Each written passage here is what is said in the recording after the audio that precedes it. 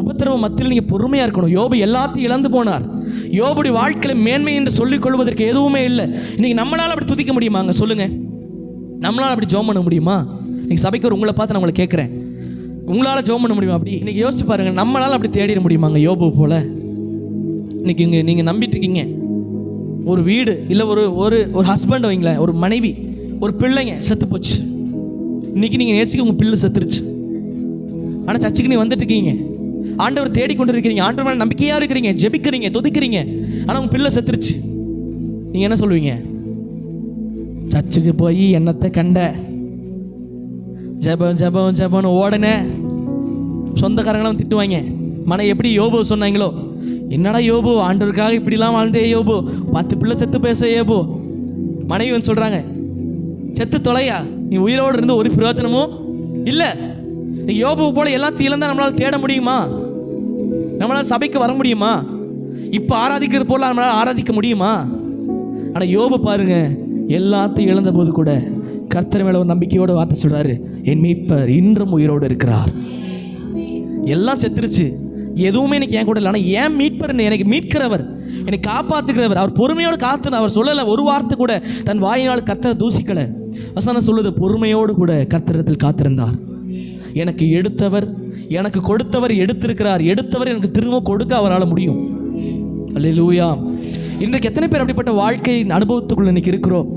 இன்னைக்கு ஒரு சாதாரண ஒரு போராட்டம் வந்தாலே நம்ம சோர்ந்து போகிற பிள்ளைகளாக இருக்கிறோம். சாதாரண ஒரு தேவை வந்தாலே நம்ம சோர்ந்து போகிற பிள்ளைகளாக இருக்கிறோம். பொறுமை என்பது நம்முடைய வாழ்க்கையில் இல்லாமல் இருக்கிறது. ஆனால் யோபுடைய வாழ்க்கையில் பாருங்கள், யோபுவின் சரித்திரத்தில் பிள்ளைகளை இழந்து போன போது கூட, எல்லாவற்றும் இல்லாமல் இருந்த போது கூட அவர் கர்த்தர் மேல் உண்மையான விசுவாசத்தை வைத்திருந்தார். பல நேரங்கள் சொல்லுவோம், யோபு போல தான் பாஸ்டர் என் வாழ்க்கை இருக்குன்னு. ஆனால் உண்மையை யோபு போல நம்ம வாழ்க்கை இருக்கா? ஏதோ ஒன்றை இழந்திருப்போம்.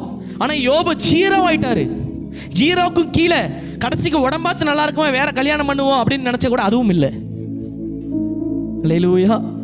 சரி, ஓகே, உடம்பாச்சும் நல்லா இருக்கும், உழைச்சி மறுபடியும் ஒரு குடிசை வீடாச்சும் போடுவான்னு பார்த்தா அந்த குடிசை வீடு போடுற கூட அவர் கையில் பலனும் இல்லை. அவர் கையில் இருந்த ஒன்றே ஒன்று, ஒரே ஒரு ஓடு, அதை பிடிச்சுக்கிட்டு சொல்கிறாரு, என்னை கொன்று போட்டாலும் கர்த்தர் மேல் நம்பிக்கையாக இருப்பேன். நீங்கள் நம்மளால் அப்படி சொல்ல முடியுமா? நீங்கள் நம்மளால் அப்படிப்பட்ட வார்த்தை சொல்ல முடியுமா? அதற்கு பேர் தான் நீடிய பொறுமை. வசனம் சொல்லுகிறது, அவன் பொறுமைக்கு கிடைத்த ஆச்சரியமான பரிசு என்ன தெரியுமா? இழந்து போனதை இரட்டத்தனையாக யோபு பெற்றுக்கொண்டான். அந்த விசுவாசம் இருக்கணும். இன்னைக்கு நான் உபத்திரவப்படுவது, நான் சிச்சைகளை அனுபவித்துக் கொண்டிருப்பது, நீங்கள் சில தேவைகள் மத்தியில் ஓடுவது, சில நெருக்கத்தின் மத்தியில் என் வாழ்க்கை இருப்பது உண்மையானால் கர்த்தர் எனக்கு பின்னாடி சொல்லியிருக்க வார்த்தையும் உண்மையா என் வாழ்க்கையில் நிறைவேறும்.